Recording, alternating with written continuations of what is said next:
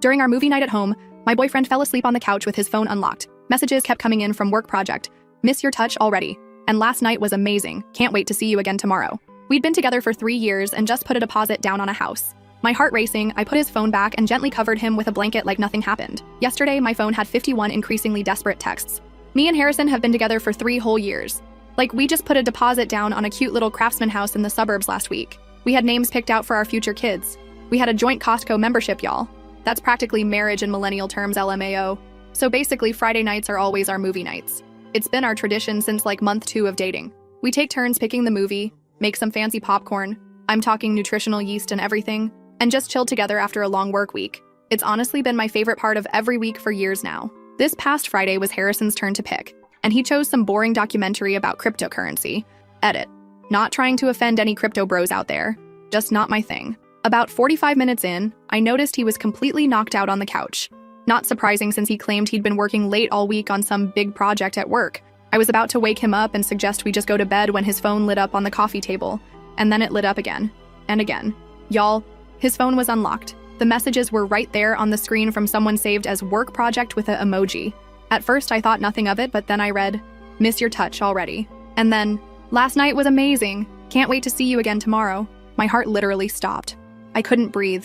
I felt like someone had punched me directly in the stomach and then threw me off a cliff. 3 years. 3 years. All the plans, all the promises, all the I love yous and you're the one speeches. Were they all lies? I'll admit, I did something I never thought I would do. I picked up his phone and quickly scrolled through the conversation.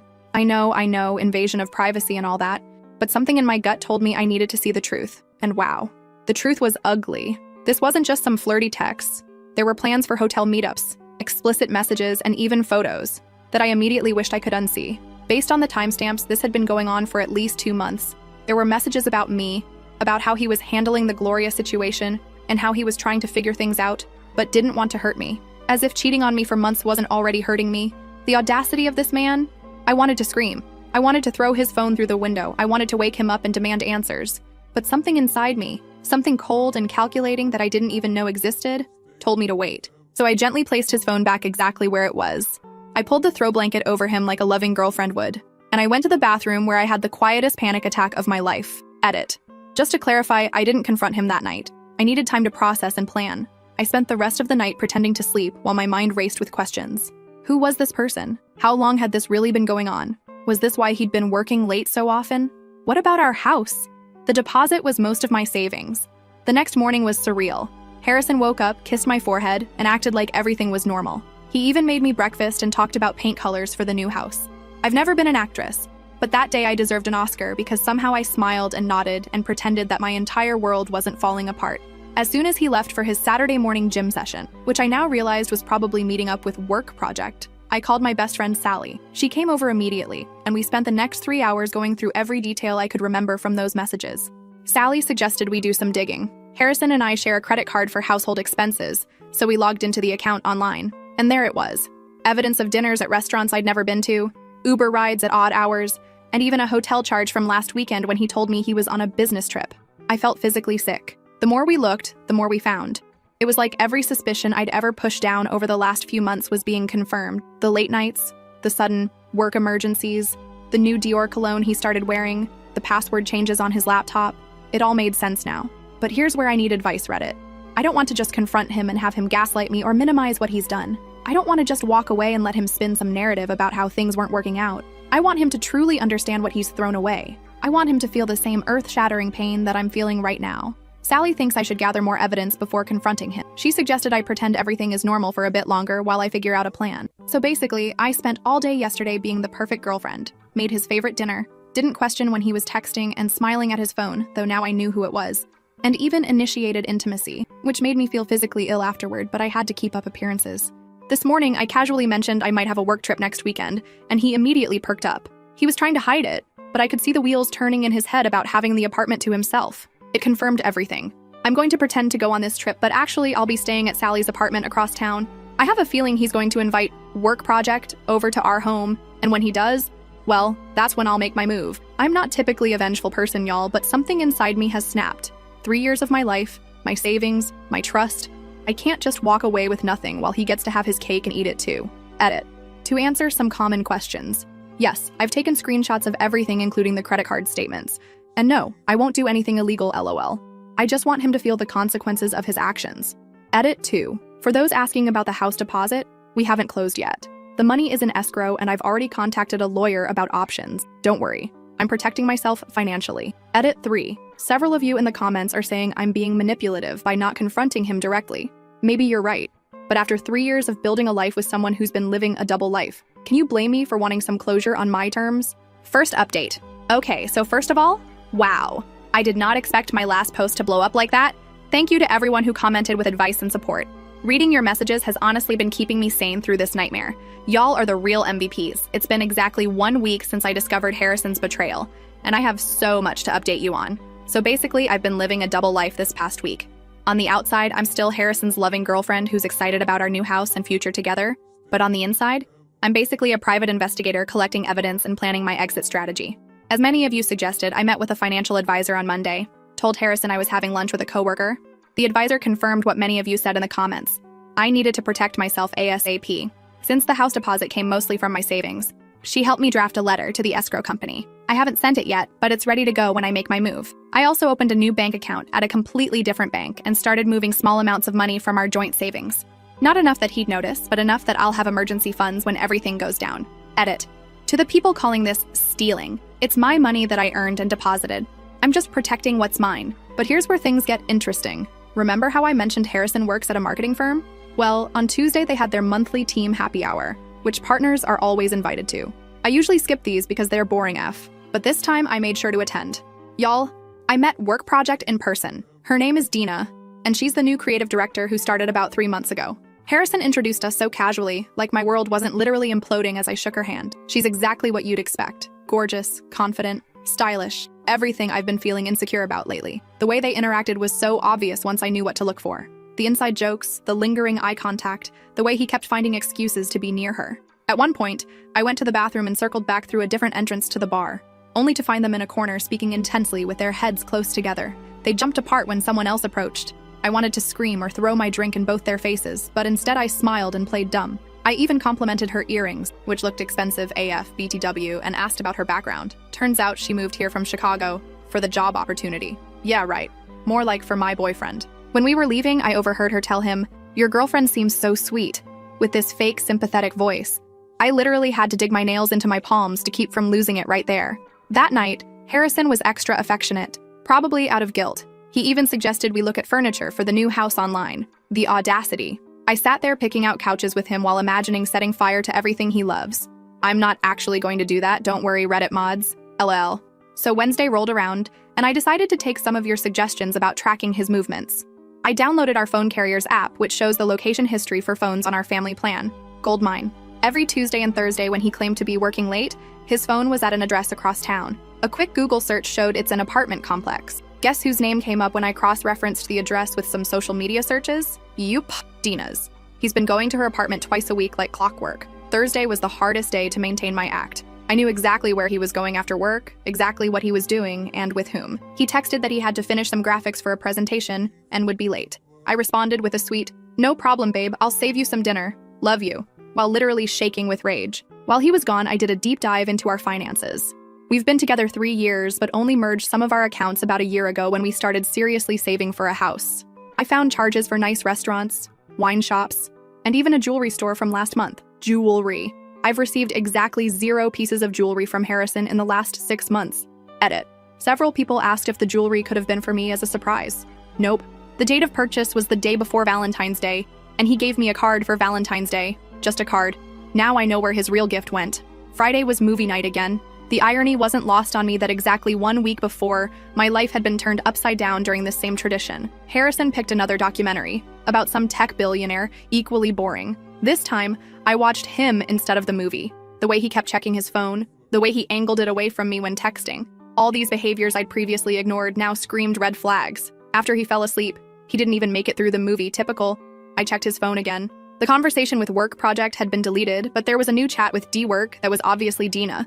They were making plans for next weekend, when I'm supposedly at my work trip. Which brings me to my current plan. I've told Harrison I'll be leaving Thursday night for a healthcare conference in Denver. I work in office management, so this is plausible.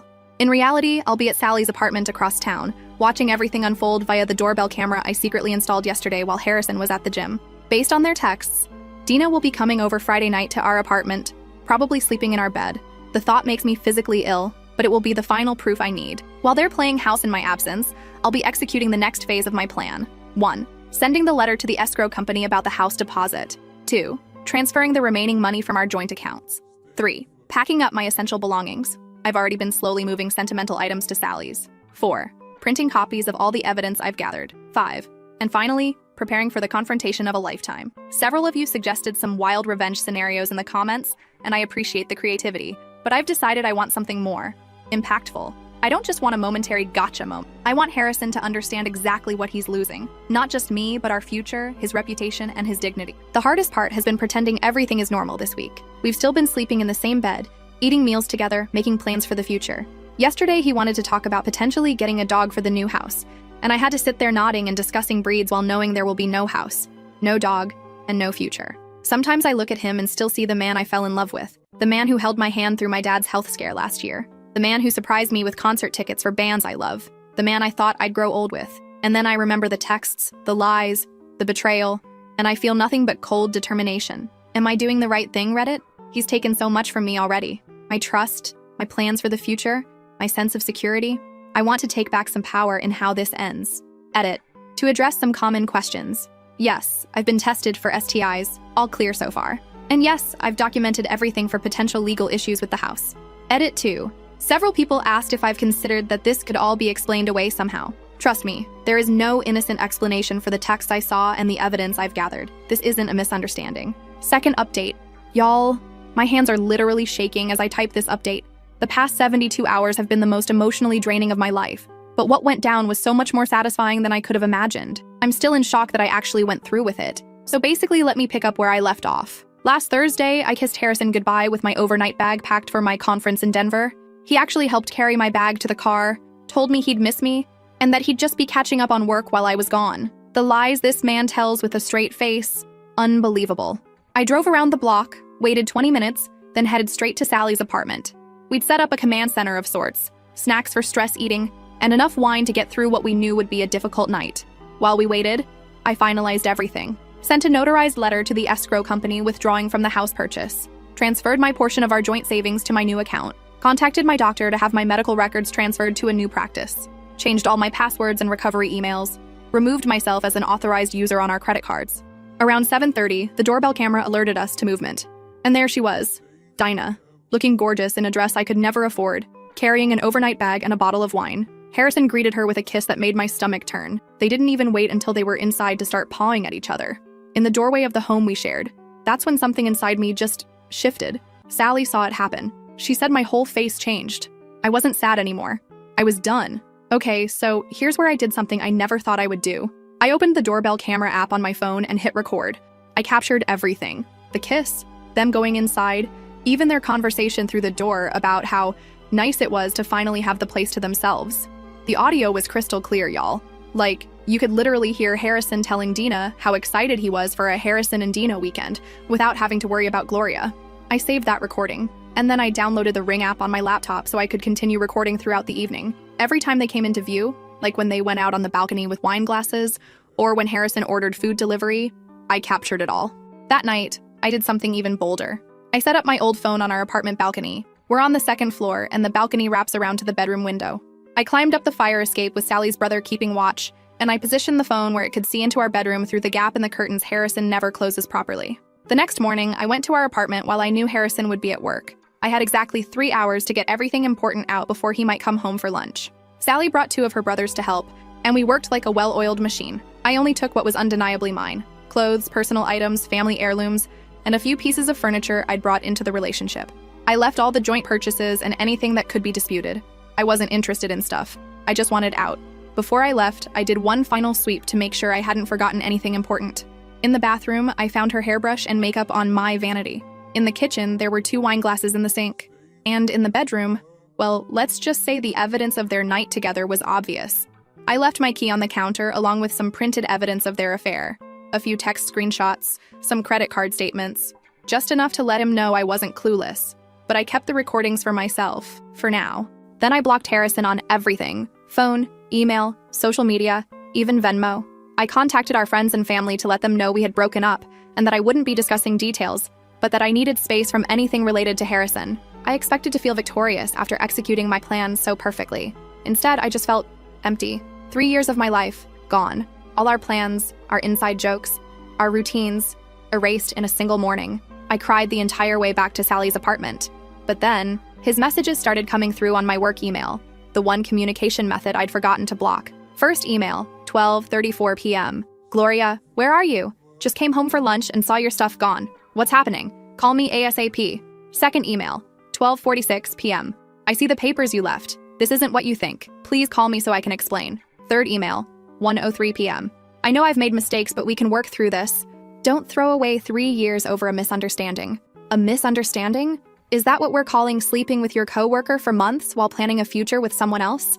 The emails kept coming all afternoon, each one more desperate than the last. By evening, he was alternating between apologizing profusely and being angry that I invaded his privacy and acted so drastically without talking to him first. When the emails didn't work, he started showing up at places he thought I might be. My favorite coffee shop, my parents' house, Sally's apartment.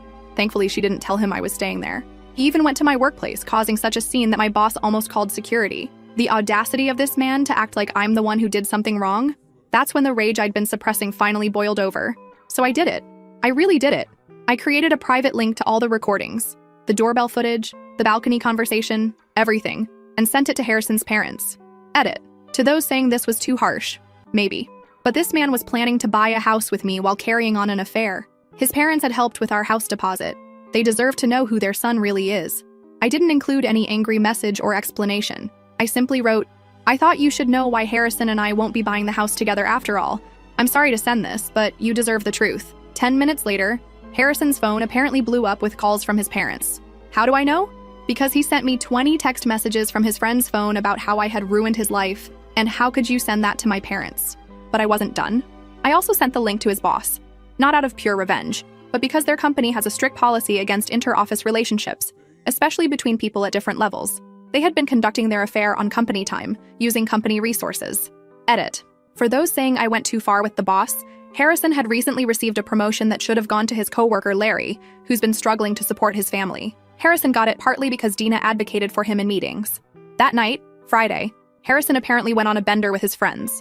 I know this because by 2 a.m. I'd received 51 text messages from unknown numbers, him borrowing friends' phones to get around my block. They ranged from, I love you more than anything, to, you've destroyed everything I've worked for, to, how could you do this to me? My personal favorite, you can't just disappear after 3 years together and expose my personal life to everyone. What am I supposed to tell people? Maybe tell them the truth, that you're a cheating liar who got caught? Saturday morning, Dina herself reached out via Instagram, now also blocked. Her message wasn't apologetic this time. Apparently she'd been called into an emergency meeting with HR and was facing possible termination. She blamed me for overreacting and not handling this like an adult. By Saturday afternoon, word had spread through our friend group. The reactions have been mixed. Some immediately took my side, disgusted by Harrison's behavior. Others think I went nuclear by involving his workplace and family. A few have tried to remain neutral, saying I should have just walked away quietly. But here's the thing about consequences. Sometimes they need to be public. Harrison wasn't just betraying me in private. He was lying to his parents about the house, manipulating workplace dynamics for his benefit, and planning to continue his double life indefinitely. Why should I be the only one bearing the pain of his choices? Saturday evening, Harrison's mother called me. How did I forget to block her number? To my shock, she wasn't angry at me at all. She was devastated about what her son had done and thanked me for showing her the truth, painful as it was. She apologized for raising such a dishonest man and said their family would be having some serious conversations with Harrison. After that call, I turned off my phone completely for 24 hours. I needed a break from the drama, from the emotions, from the constant reminders of what I'd lost. When I turned it back on this morning, there were more messages, more missed calls, more people wanting a piece of me and my story. So where am I now? Still at Sally's, still processing, still alternating between confidence in my decision and moments of wondering if I went too far. The apartment manager has confirmed Harrison is clearing out his stuff today, so I can return there soon if I want to, but I'm not sure I do want to. That apartment is filled with memories I'm not ready to face alone. I'm thinking of finding a new place entirely, a fresh start. I've also decided to take a week off work to clear my head. My boss was incredibly understanding once I explained the situation, minus the gory details. As for the house, the escrow company confirmed they've received my withdrawal notice. I'll lose some earnest money, but that's a small price to pay for not being legally tied to Harrison for the biggest purchase of my life. Harrison is still trying to reach me through mutual friends, but now his tone has completely changed. He's not saying he deserves a chance to explain anymore. He's begging me to please stop sharing the recordings with more people and swearing he's learned his lesson. Too little, too late, Harrison. Edit. To everyone asking if I'll ever let him explain, maybe someday when it hurts less. But right now, I can't imagine any explanation that would make what he did okay. Edit 2. For those saying I was too harsh with the videos, maybe. But after being lied to for months while planning a future together, I needed him to face real consequences, not just a sad breakup he could spin however he wanted. Edit 3. Several people have asked for the recordings. Absolutely not. I didn't create them for entertainment or to completely destroy Harrison's life. I shared them selectively with people who needed to know the truth. I'm not looking to humiliate him publicly beyond that. Tomorrow, I meet with a therapist, thanks to those who suggested this in the comments. Last update. So basically, the last time I updated, I had just executed what many of you called nuclear revenge on Harrison, recording him and Dina via the doorbell camera, catching their intimate moments, sending the evidence to his parents and his boss, and basically exposing his double life to everyone who mattered. I'd moved out, blocked him everywhere, and was hiding out at Sally's apartment processing the aftermath of my own actions. A lot of you wanted to know if I ever confronted him face-to-face after all that, and the answer is yes, but not how or when I expected to. About a week after I sent those recordings, I was having coffee at this little cafe across town, specifically chosen because Harrison would never go there. Too hipster for him, LOL. I was journaling, something my therapist suggested, when I heard someone say my name. I looked up, and there he was, Harrison, looking like absolute hell. Unshaven, dark circles, wrinkled clothes.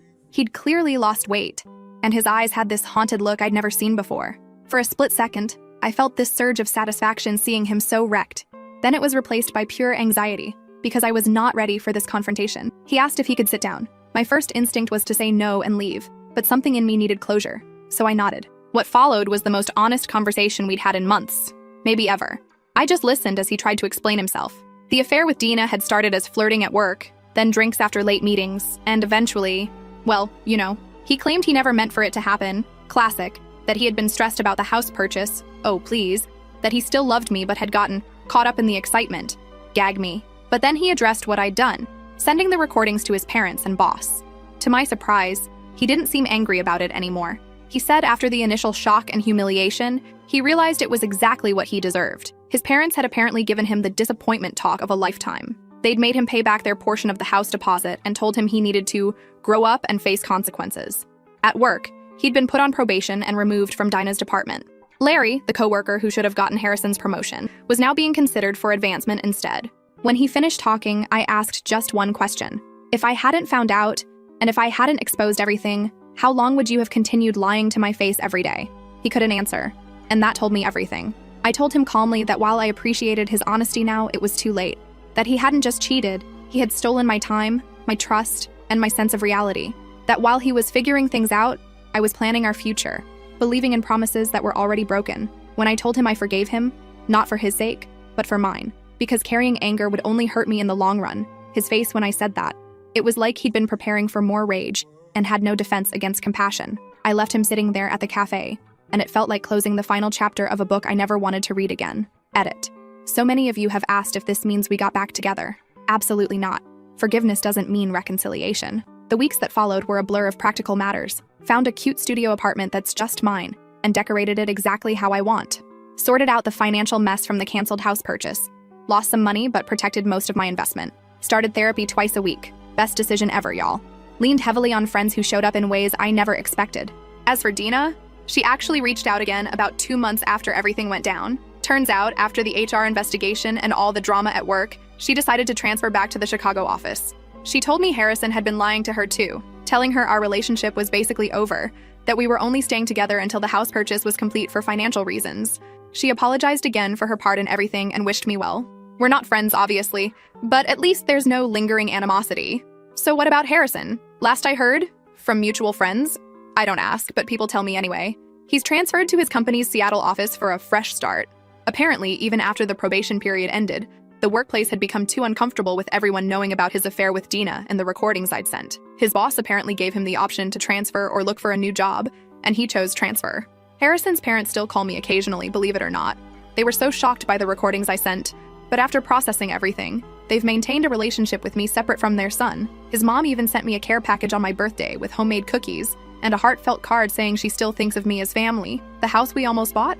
It sold to another couple last month. I drove by it recently, saw their moving truck in the driveway, and felt nothing but relief that it wasn't me tied to that mortgage. And to Harrison, last week I was unpacking the last box in my new apartment.